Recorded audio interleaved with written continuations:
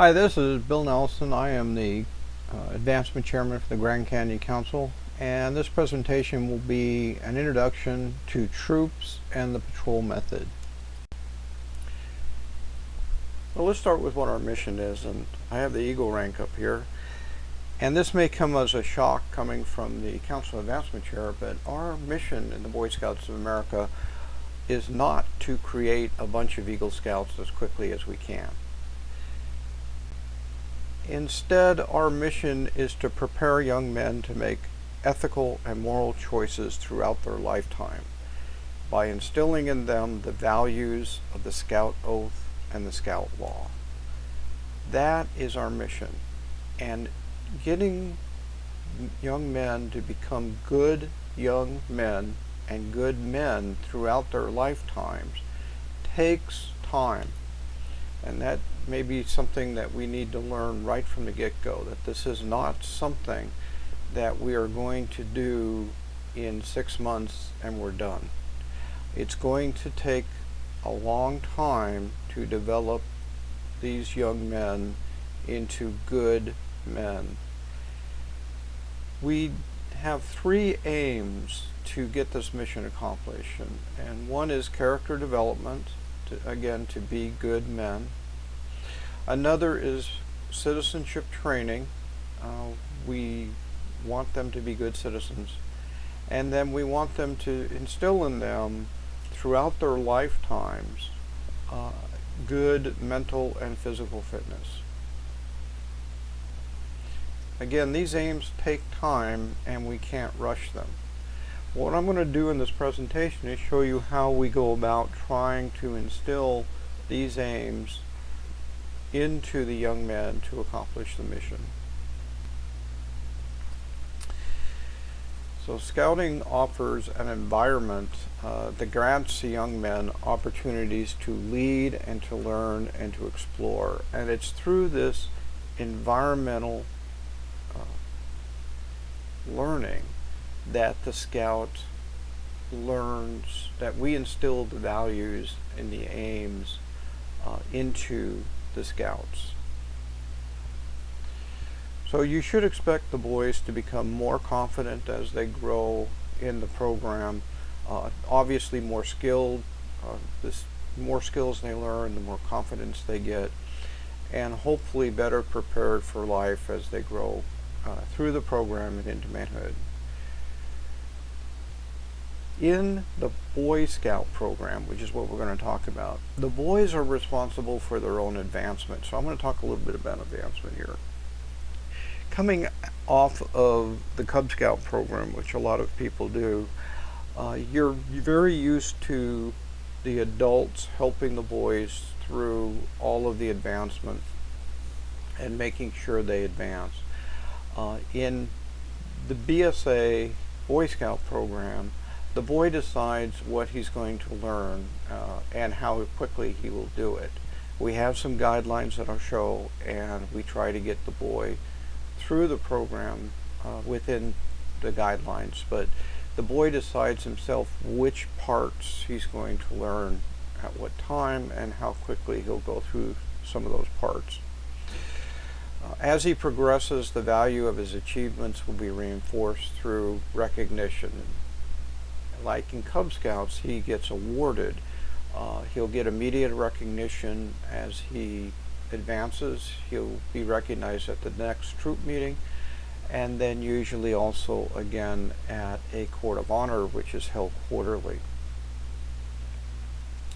The Scout must do exactly what the requirement says. So this is different than in Cub Scouts. In Cub Scouts, the Scout did his best to get a requirement done. If he did his best, we counted him. That's not true in the Boy Scout program. In the Boy Scout program, if the requirement says he must demonstrate something, then he must demonstrate it. If it says he must give a speech, he must give a speech. If it says he must construct something, he must construct it. And it's him that must do it. Nobody else can do it for him and have it count towards his advancement. So that's different than it was in Cub Scouts. So keep that in mind, that the scout has to do the requirements as they go through the program. Now, the requirements are not hard for a boy, they're age appropriate. So when they wrote the requirements, they said, okay, a boy is going to come into the program at 10 and a half or 11 years old. So the requirements that are set up in the younger ranks, in the earlier ranks, are for that age group. So it's not as if the requirements are so hard that the boy can't do it by himself. I'll talk a little bit about disabilities. We do have some alternatives for boys that have severe disabilities, and at our council advancement page, which I'll show you at the end, there is a page on disabilities. So we won't talk about disabilities in this presentation, but we do realize that some boys may have some problems with some of the requirements, and we do have some things that we can do about that. So there are 4 steps in the Boy Scout advancement, and the first step is that he learns something. He learns how to tie a knot. He learns how to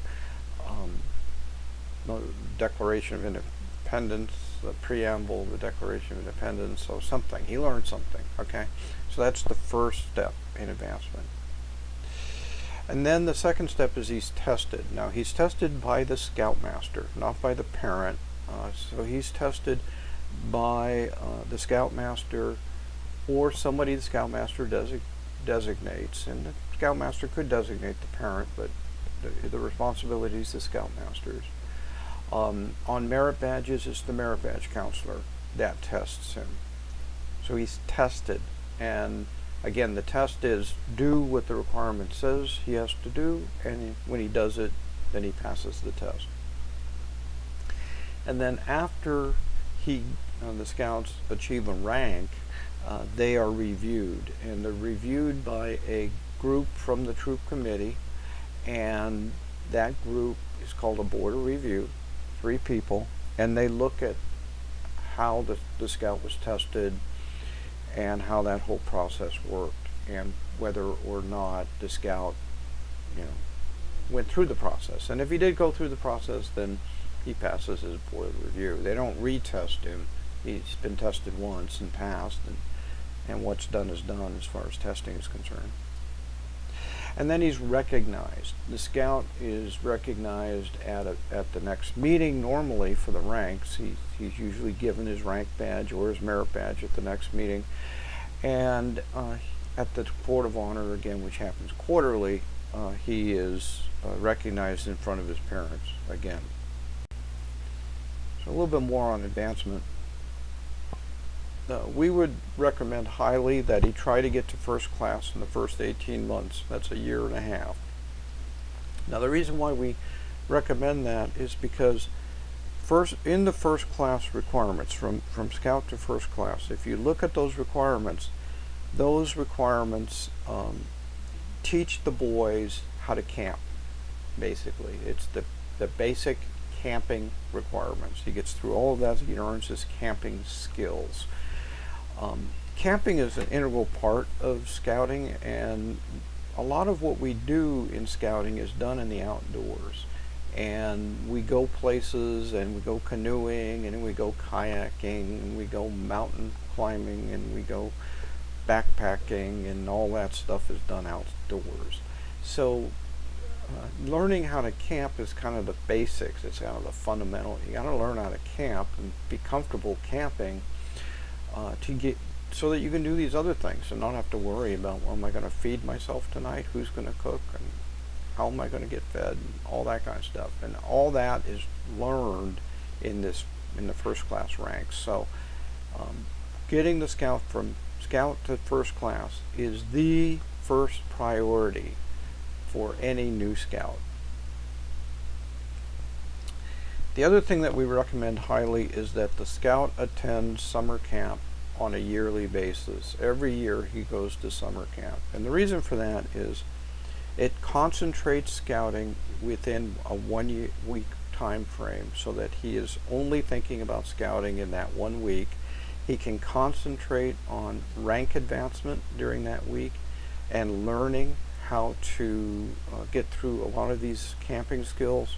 He is surrounded by other scouts and motivated to do that. He gels with his patrol and his troop during that time period. He gets to know everybody really well, and he becomes very comfortable with them. And every year that's reinforced, and he can earn some merit badges. That's another opportunity that he to earn merit badges during summer camp. So attending the first year summer camp is critical, because we have noticed that if they don't attend that first year summer camp, they're behind, and it takes them a long time to catch up if they do. And if they don't catch up, they get discouraged and they drop. So to keep the enthusiasm going when they get into Boy Scouts, they're very enthused about Boy Scouts. Get them to that first year summer camp. Now, merit badges I've mentioned a couple of times. Merit badges are a lot like Webelos pins, and the Scouts can earn merit badges at any time. From the time that they join the Boy Scout troop, they can start earning merit badges. But realize that's not the priority. Coming off of Webelos, in Webelos, earning these pins is the priority, and they try to get as many pins as they possibly can during their Webelos years. When they get into a Boy Scout troop, it's common to just keep that going, right? You just want to get as many merit badges as you possibly can, as quickly as you possibly can. Well, that's not the goal. The goal in the first months of the Boy Scout program is to get them to first class, so that they learn those camping skills and get them used to the troop and get them working with the troop. The goal is not to go off and get a whole bunch of merit badges. Now, the Scout can earn merit badges at that time, but just realize that the first class should be the priority, not earning merit badges. I'm going to talk a little bit about some of the differences between Cub Scouting and Boy Scouting, because I know a lot of people have a lot of experience with Cub Scouting, and Boy Scouting may be a big strange thing. So let's talk about a little bit more on Boy Scouting. In Boy Scouting, we concentrate on what's known as experiential leadership development. Boys learn to become leaders by leading, and that's part of the Boy Scout program. So in order to teach leadership, we have the boys lead. So basically, you want to learn how to lead, you learn by doing, you have the boys lead. All the meeting and the activity planning and the operation of the program are left up to the boys to plan, organize, and deliver with a lot of adult mentoring. And we'll talk a lot about how much mentoring is involved at what stage, but it's the planning and the operation, as much as we can, is left up to the boys, and normally the older boys do more of that than the younger ones do, but as they learn, they do more of the planning and operation of the troop. So this method of teaching the boys how to lead is called the patrol method, and you'll hear that term. It's so important in the Boy Scout program that we've established it inside the 8 methods of Boy Scouting. So let's look at. These are the 8 methods of Boy Scouting. These are the 8 methods that we use to accomplish the 3 aims that we talked about earlier. So in the program, we are concentrating on these 8 methods. So let's look at the 8 methods. The first method is the ideals. The ideals are the Boy Scout oath and law and everything that goes along with those. So within our program, we have a lot of concentration on the oath and the law. The patrol method is the second most important method, and we'll talk a lot about that in this presentation.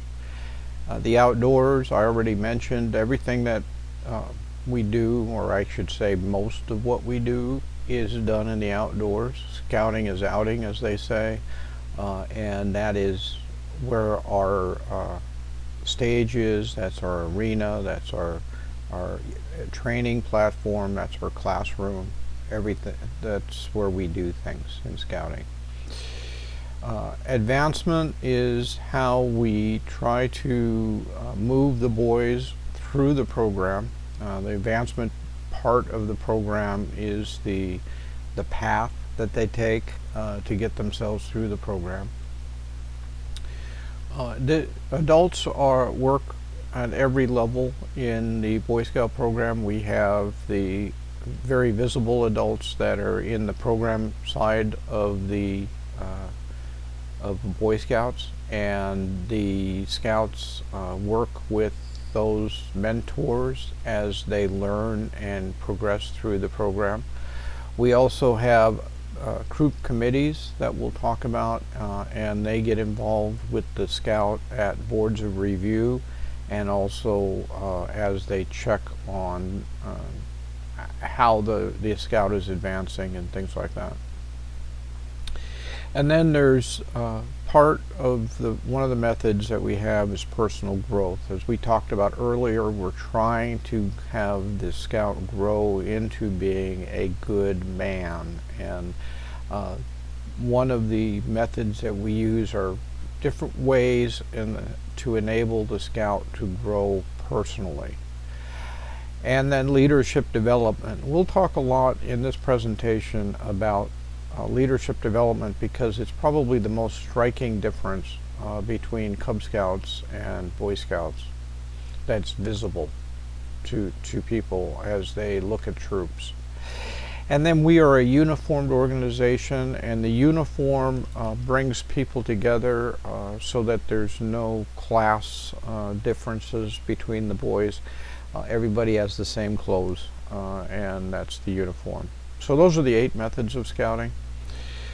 The patrol method is so integral into our method of doing things in a Boy Scout troop that it has been said over and over again that the patrol method is not one method in which scouting can be carried on. It's the only method. So it's stressed so much in the training of the adult leaders and in how we conduct things in a troop that we'll talk a lot about the patrol method in this presentation. Okay, so to get an idea of what the patrol method is, let's kind of go back to basics here. If you take any 30 boys and you stick them out into a field somewhere and you watch what they do, after a while they will start grouping themselves into smaller groups of 8 to 10, 6 to 8 boys in a group, and out of that small group one boy will come up as a leader. They'll say, okay, Johnny, you tell us what to do next, and then they'll figure out something to do. You could be sending them out there and say, hey, we need to play baseball, and you guys go figure out how to do it, and they'll automatically do that. Or they'll come together as that group and get something done. That something can be good, or that something can be bad. I mean, they could get together to go rob a Kmart or something. So, but they'll do it. It's ingrained in the teenage boy to do that. And it doesn't matter if they're in the United States or Afghanistan or Korea or Japan. It's inherent in a teenage boy to do this. And what we do in scouting is we pick up on that innate part of a teenage boy to form a gang or a small group, and we utilize that in what is known as the patrol system. So this natural gang comes together and gets together with somebody who knows something about Boy Scouting and sets himself up. They set themselves up as a patrol, and that small group of boys then goes through scouting together, and that's the inherent basis of the patrol system. So let's, from a distance, look at Cub Scouting versus Boy Scouting, keeping all of what I said in mind up to this point. So most of you are familiar with Cub Scouting. There's a den, there's a Cub Scout den that has an adult leader, and that adult leader is in charge of everything. Everything that happens in the den is planned out by that adult leader. In a Boy Scout troop, it would be a Boy Scout patrol that would correspond to a den. Instead of an adult leader, it's a youth leader. They're run by what is known as a patrol leader, who is a youth. That patrol leader has real authority and responsibilities, and the success of that patrol is up to him.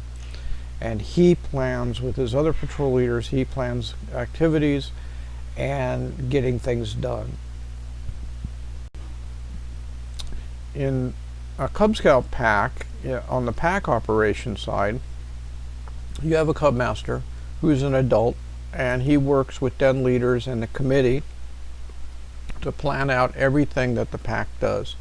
And those adults are responsible for everything the pack does. And it's laid out and it's organized and they get it done. In a Boy Scout troop, a senior patrol leader is a youth, and he is responsible for making sure the troop operations occur and operations work smoothly. He works with the other patrol leaders to get this done and make this happen, and the Scoutmaster is their mentor, teacher, guide. They're the person that watches over that whole operation to make sure things are working smoothly. But the planning and the operations are meant to be done by the youth. Keeping this contrast going here, we can talk about a pack meeting. The pack meeting is organized by the Cub Master and other adults. Everything that happens in that pack meeting is done by the adults. And they're usually a very smooth running affair. There's a beginning and an end, and things work pretty well to an agenda. A troop meeting, by contrast, is organized by the youth, and everything that happens in the meeting is controlled by them. The adults supervise to watch out for safety concerns and to mentor the leaders before and after, but they're taught to stay away from actually running the troop meeting. We leave the running of the troop meeting up to the boys. And since the youth are learning how to lead, the meetings can look very unplanned and maybe are very unplanned. And so they're learning, the youth are learning how to be leaders by leading, and the adults are stepping back and letting them lead. So when you look at a troop meeting and it looks a little chaotic, realize that this is training. This is, it's like them doing multiplication tables. It's them learning how to lead. And they don't get this at school. They're not allowed to lead at school. The teachers lead, and the boys don't have real responsibility in any other environment. So this gives them that responsibility in a controlled environment that is supervised by adults. So again, scouting is experimental learning. That's how we do learning in Scout and in the Scout environment. The rule number one for adults is don't do anything that a Scout can do. So if, don't jump in. It's very tempting to jump in and do it for the Scout, but realize that the doing is a good part of the learning in the program. So they have to do it. They have to learn how to do things. So, unless directed by the Scoutmaster, don't just jump in and do something that a Scout can do. Now, in meetings and in activities, often there are mistakes made, and when you learn, you're going to make mistakes. Realize that meetings and agendas and organizational tools like that is stuff that a young man is just learning how to use, and they don't know how to run these meetings right off the bat, and they're learning how to do it, and they're learning that, hey, if I don't follow my agenda, it's not going to go the way I thought it was going to go. And all of that is part of the experimental learning. So realize that when you see these meetings, that they're not going to run as smoothly as a den meeting would or a pack meeting would. So keep that in mind, and it's meant to be that way. It's not something that that is wrong. It's actually right to see that happening, and as long as they're learning from the experience, and the next one's a little bit better, and the next one's a little bit better. Now this is what the progression of a patrol or a troop kind of looks like, if you look at it as a straight line. There's a time when they're very young in the age group, and they're just learning. They have no skills, and they're just starting to learn how to do things. So the adults then are directing a lot more, or older scouts are directing them a lot more of what to do, and we try to get it to be the older scouts doing the directing. And this is things like, this is how you put up a tent, and this is how you do whatever. And then eventually it turns into coaching, where you're saying, hey, remember to put up your tent, kind of thing. And then supporting, which is, okay, let's look at what you've already figured out you need to do. Then let me see if there's something missing, kind of a second eyes on the plan. And then finally enabling, which is a stage where you say, hey, we need to do a backpack. I'll meet you at the church at 5 o'clock on Friday afternoon, and that's all you have to say, and they'll do it. And everything is there, and they have all of their backpacks, and they have all their gear, and they have everything organized, because they know what they're doing. So to get to this enabling stage, you have to pass through all of these other stages. This is another way of looking at it here, and you may have seen some of these team stages: forming, storming, norming, and performing. And I'm showing you this because at the beginning, especially at the beginning, coming into a troop, the boys are going to be in these two stages, the forming and the storming stages. The forming stages, they come in very high enthusiasm. Oh gee, I'm a Boy Scout now, and it's really exciting. But they don't know the skills. They don't know how to camp by themselves. They don't know how to plan their food for themselves. They don't know how to go shopping for food for a group of 6 boys. They don't know how to lash. There's a whole bunch of things they don't know, and their skills are very low. So there's a lot of explaining that happens either by older scouts or adults as they are in this forming stage. And this forming stage lasts a few months. And then they get into what we call the storming stage, which it means that their enthusiasm is starting to ebb because they still can't do everything they want to do, and it's not getting done, and because their skill level is still low. And at this point, though, that they have been exposed to the skills, it's now more of a demonstrating, hey, I realize that you're still struggling, putting up the tents, and this is one way of doing it, and showing them how to do it in a more efficient way, or whatever the skill is that they need to overcome. Anyway, this happens about 3 months, 6 months into joining a troop. And then after that, they slowly grow their skills, and as they grow their skills, they will start to get their enthusiasm back. And this is a way of looking at it as a square. There's the forming stage, storming stage, and norming stage. This square up here, by the way, this is a card that's actually given to the boys as they go through something called the National Youth Leadership Training. And it's called NYLT. And I recommend any boy at about 13 years of age go through this program, because it teaches them how to lead at a troop level. That they're teaching them at a troop level. As they come into the troop at 10 and a half and 11, they're really at that lower level where they're learning the skills to do camping. So we look at, until they're about 11 or 12, they're in that lower age. And so from 12 to 13, they're starting to learn more of the leadership skills. Although there will be a lot of leadership at the patrol level that they will be learning at a small level.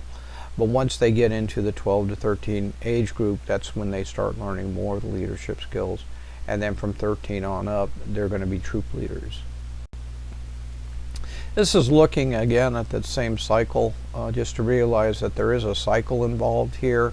I showed the learning of one skill in the last slides. It could be, you could do the same thing every time he comes into a new area, right?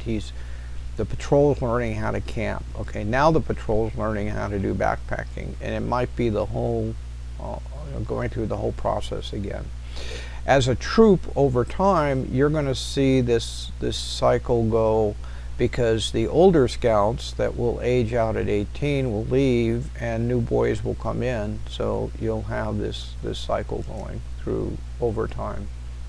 Kinds of an adult run troop. So that the adult run troops are organized. They run well. They do a lot of things. It could look exciting, and often they have very good activities. The only problem is the boys aren't learning to be leaders. So the original goal, which was to create men of good character and use experiential leading, learning activities around leading, is not there. They don't learn to be leaders of men. They learn to be followers in this environment. Could be exciting. Again, the activities could be very, very nice and exciting, and the boys can have a lot of good experiences, but they're not learning the leadership part of it. Okay, what to look for in a boy-led troop. The adults are in the background, and they're not heard during the meetings. The adults are separated from the troop activities, but are watchful for safety and harassment, so that they're there, but they're at a distance. The SPL is the leader of the meeting. So in the troop meetings, the SPL is actually leading the meeting, not the Scoutmaster telling the SPL what to do.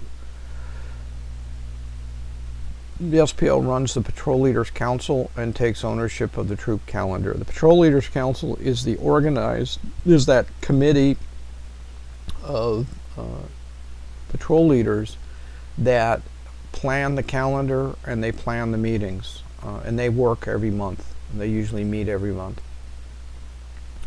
The SPL runs the Patrol Leaders Council, and he takes ownership of that calendar, and he takes ownership of that meeting. You may, as a new parent, you probably won't attend a Patrol Leaders Council, but keep that in mind, that's an indication of a boy-led troop. Patrols have meetings and outings on their own. Patrols can have their own meetings and outings. If it's really a patrol method being used and the troop is large enough to have separate patrols, then those patrols should be functioning as their own patrols. So why is boy run so important? As I mentioned before, they don't learn leadership skills in adult run troops, and they don't learn leadership skills in school, so it kind of takes away that whole opportunity. Boys don't take ownership in an adult run troop, so it's Mr. Nelson's troop, it's not my troop. If the boys are running it, it's their troop, and that means that they've taken ownership, and there's more of a chance of them staying if they've taken ownership. And that's what this says. They'll lose interest and leave. Boys often don't have fun in adult run troops, especially if they're run like school. okay, we're going to have a meeting and we're going to go over merit badge, the citizenship in the nation merit badge. So everybody show up with your pens and pencils and paper on next week, and we are going to have Mr. Jones come in and lecture to you for 2 hours on citizenship in the nation. And how is that different from school? Scouting is not school. Scouting is not meant to be school. As the program is laid out, it's meant to be more of a outdoor fun experience for the boys to learn the leadership skills and to become good citizens and good men. That's the purpose of scouting. It's not to just be another school night once a week. Now this is a troop organization structure. Now this is for a large troop, but I show it because even if you're not in a large troop, you get an idea of what these positions are. We talked about a patrol leaders council, and the senior patrol runs it, and he has in that council the patrol leaders from each of the other troop patrols, from all the patrols, and he also has assistant senior patrol leaders. He has what's known as a troop guide, which is a scout that teaches the new scouts, the scouts that are just coming in, how to be a scout and how to be in a patrol and all that kind of stuff. So coming into the troop, they're usually assigned a troop guide, which is an older scout that teaches them the ropes. And all of these people, the patrol leaders and the troop guide and the assistant senior patrol leaders, are all part of this patrol leaders council, and that's the group that that's the group that actually does the planning of the program. The Scoutmaster oversees that group and mentors that group. He also has assistant Scoutmasters that oversee this venture patrols, the older scout group, and then the assistant Scoutmaster for new scouts. There may be an adult assigned to oversee the new guys coming in. And this person here is a 16-year-old scout or someone older than 16 who is an assistant to the Scoutmaster. So that's kind of his cadre of people who are doing the overseeing of this other group and mentoring of this other group. Now, all the individual scouts in the patrols are not listed. They're actually below this assistant patrol leader box. The rest of the troop is down here. There are troop offices like librarian, historian, scribe. Those are officers in the troop. There are youth positions, and they report up through an assistant senior patrol leader to the patrol leader. They're not in the planning of the calendar and the planning of the meetings normally, but they do functions inside the troop. So this is what an organization of a troop looks like. Again, this would be a large troop. Smaller troops would, people would have to wear more than one hat to try to fit all the different things.